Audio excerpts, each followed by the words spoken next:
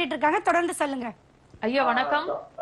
வணக்கம் மேடம். சொல்லுங்க ஐயா. இப்போ சாப்பாடு சாப்பிட்ட உடனே வந்து எனக்கு அப்படியே நெஞ்சு பக்கம் ரைட் ஹேண்ட் சைடு முன்பக்கம் நான் பின்பக்கம் அப்படியே மூச்சு பிடிச்ச மாதிரியே வலி இருக்கு மேடம்.